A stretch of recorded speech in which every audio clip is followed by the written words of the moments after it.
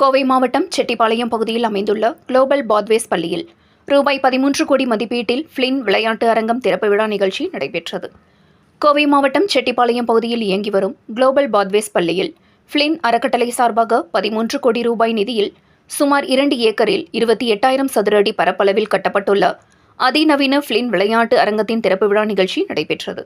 இதனை சிறப்பு விருந்தினர்களாக கலந்து கொண்ட இந்திய கூடைப்பந்து மகளிர் அணியின் முன்னாள் தலைவர் அனிதா பால்துரை, 5 முறை தேசிய கூடைப்பந்து சாம்பியன் பட்டம் வென்ற சுகவனேஸ்வர், ஃபிளின் அறக்கட்டளையின் பிரதிநிதி டிம் ஏகின், குளோபல் பாத்வேஸ் பள்ளியின் நிர்வாக அரங்காவலர் கமலா சாஹா, பள்ளியின் முதல்வர் லதா, பள்ளியின் ஆலோசகர் மற்றும் குமரகுரு கல்வி நிறுவனங்களின் தலைவர் சங்கர் வானவராயர் ஆகியோர் ரிப்பன் வெட்டி துவக்கி வைத்தனர்.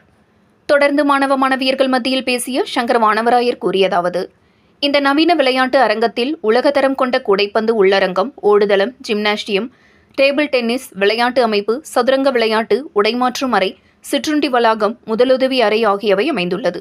சாதாரண குடும்பங்களைச் சேர்ந்த முதல் தலைமுறை கல்வி கற்கும் குழந்தைகளுக்கும் சிறந்த கல்வியை வழங்க வேண்டும் என்ற நோக்குடன் குளோபல் பாத்வேஸ் பள்ளி 2009ஆம் ஆண்டு வில்லேஜ் கம்யூனிட்டி ஃபவுண்டேஷன் எனும் அமைப்பு மூலம் கனடா நாட்டைச் சேர்ந்த தெரசா மெர்கீஸ் என்பவரால் நிறுவப்பட்டது.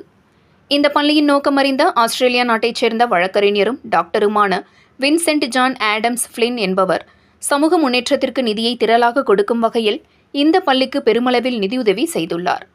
அவர் தனது அறக்கட்டளை மூலம் இப்பள்ளியில் சிறந்த விளையாட்டு அரங்க வளாகம் உருவாக தேவையான நிதியை வழங்க விருப்பம் தெரிவித்திருந்தார்.